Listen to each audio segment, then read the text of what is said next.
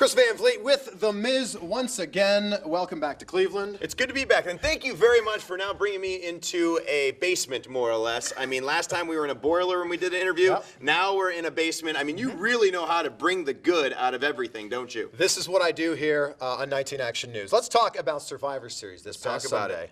Growing up, I know you idolized The Rock. What's it like now being on the receiving end of a rock bottom? Well, to be completely honest with you, being in front of a sold-out Madison Square Garden with millions watching at home, I blame R-Truth for everything. Hence the reason on Monday Night Raw, I left him laying in a puddle of his own drool.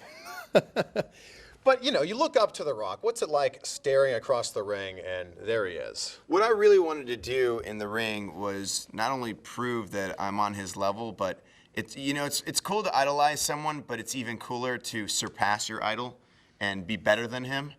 And so that's what I planned on bringing to The Rock, to Team Bring It, to the captain of Team Bring It, to the big movie star. Plus, he was 7 years it's been since he's been in the ring. That's a huge, huge moment, not only for The Rock, but for me, because I get to share that. And I'm one of those people that not only do I want to share that, but I want to outshine him as well. Because if you can outshine The Rock, you can outshine anybody. And I've outshined everybody now. So you're better than The Rock now? Of course, I'm better than The Rock, better John Cena. I am the icon in the WWE. When you look at a face, it's not CM Punk, it's The Miz. Well, I mean, CM Punk claims to be the best wrestler in the world.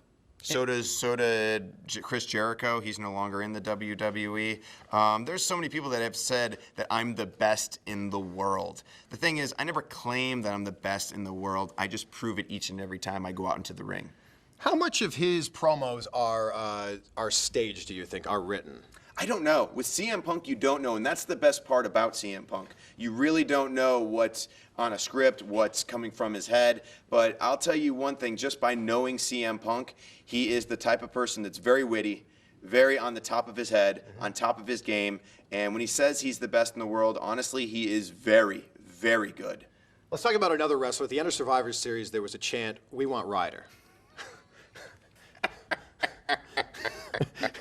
Yes, there was. There was a "We want Ryder" chant. Now, I want to ask you a question. All right. Who was the first people that actually put Zack Ryder and let him do his catchphrase on air or on any type of internet show?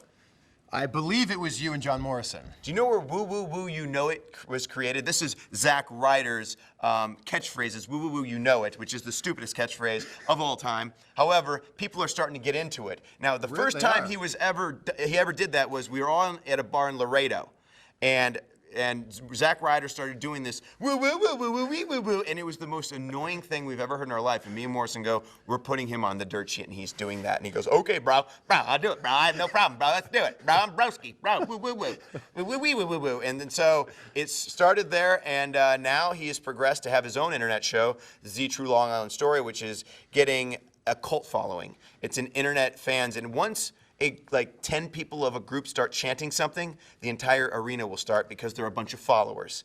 Me, I like to be a leader. I like to be the person that starts things. So the fact that Zack Ryder is now one of the people that is a fan favorite is amazing to me. He did it on his own. He was going to get fired. He was on the cutting list. Yeah. And he said, you know what? If I'm going out with a bang. And you have to respect that. Absolutely. Now, granted, he will be on the receiving end of a beatdown if he ever steps in my way, because nobody steps in my way. I'll certainly remember that. Sure, you should. You grew up watching wrestling, and I know it was always your dream to become a WWE superstar, or a wrestler just in general. If WWE hadn't come around, would you have thought about working on TNA? No. I've always loved WWE. Like from the Hulk Hogan to Ultimate Warrior to the Rockers to Demolition to Legion of Doom, I was always a WWE fan. Even when WCW and ECW, I was not a WCW fan. I liked ECW better than WCW.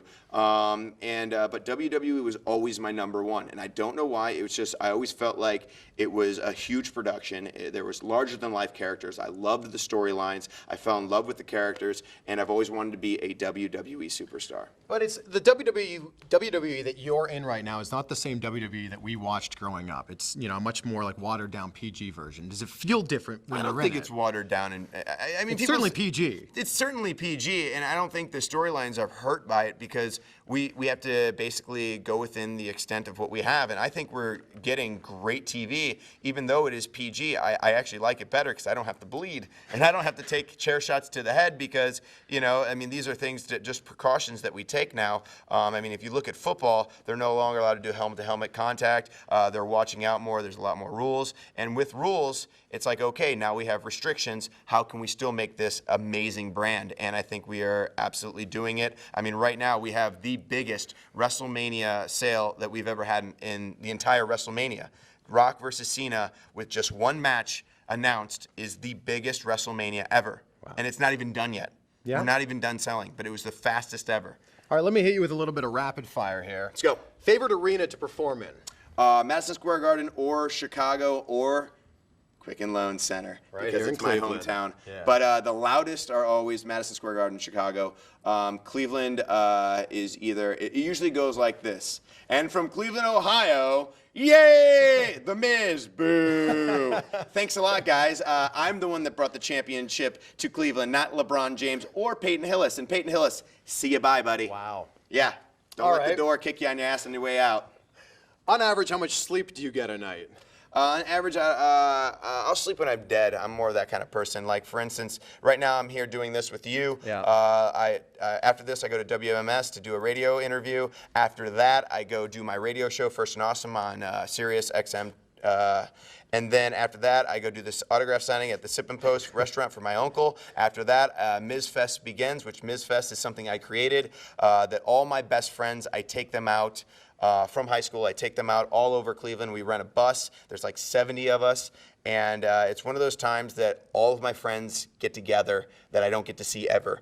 So it's a 10-year anniversary, wow. So Cleveland will never be the same again. So you're on 3 hours, 4 hours? Yeah, I'm on maybe 3 hours. Wow. I don't know if I get any sleep. I don't need to sleep. It's one of those things like when you're a superstar, you want to be the best and biggest of whatever you can do, and that's what I'm trying to be. And I'll sleep when I am the biggest superstar in the world. Favorite food to eat on the road? Favorite food to eat on the road is anything besides McDonald's. The reason being is McDonald's is the only thing open whenever we're done with our shows. So it's the only thing we can eat. Right. So I have to go there and literally look at it and go, this quarter pounder is not going to sit well with my six-pack. Favorite match you've wrestled? Favorite match I've wrestled would have to be either main eventing WrestleMania 27, retaining my WWE Championship twice, which has never been done in the history of the WWE. And not remembering it. And not remembering it at all. And then, or The Rock and Cena versus Awesome Truth. This past weekend? Yes, this past weekend. Favorite match that you've watched and haven't been in? Favorite match that I've watched that I haven't been in, Hell in a Cell, Mankind versus Undertaker, just because some of the things Mankind went through in that match were just unbelievable, and I can't believe he's still alive to this day. What is your least favorite airport to travel to? Dallas, because it's too long, too big. There's a tram that has to take you to a spot, and then it takes you to a spot, and you still have to walk a mile to get to wherever you need to go. It's just a hassle. Well, everything's bigger in Texas. I guess so, especially their airports, which suck. Do you watch UFC? Not really. I think some people are really into it, which I can understand why, but I'm more driven to WWE for its soap opera-like storylines, the larger-than-life characters. I enjoy promos. Whenever I watch UFC, I feel like the main event goes 30 seconds, and I'm like, really? What happened? It was interesting for 30 seconds? Really? I spent $60 for this? You kidding me? But I can see why people love it, because you could have a 30-second match, or you can have this amazing bout. You never know what you're going to have. All right, some real quick word association here. R-Truth. Failure. Daniel Puder. Won but lost at the same time. Bill DeMott. Great teacher. And finally, Vince McMahon. Genius.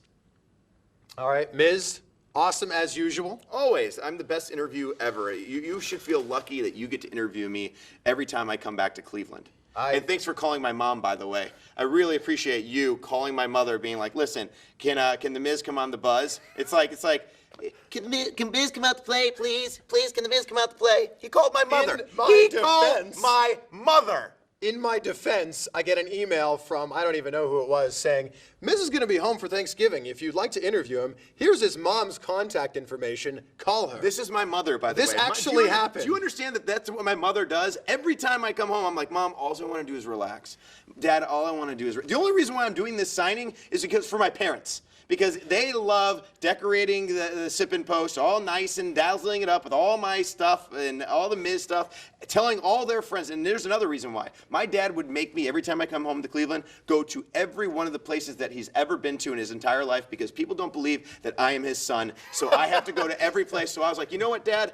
I will do an autograph signing at Uncle Johnny's Sippin' Post and bring all your friends there so I don't have to go there. Okay? But by the way, this is my day off.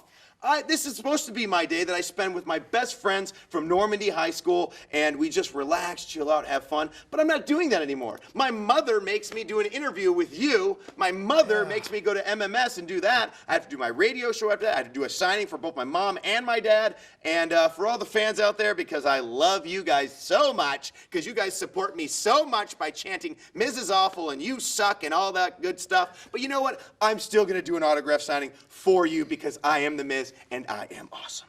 I also like to think that I'm awesome as well. Let's wrap it right there. You used my line. Yeah. You're not allowed to use my line. All right. Thanks a lot. Thank you. Appreciate it. Enjoy yourself. Thank Never you. call my mother again.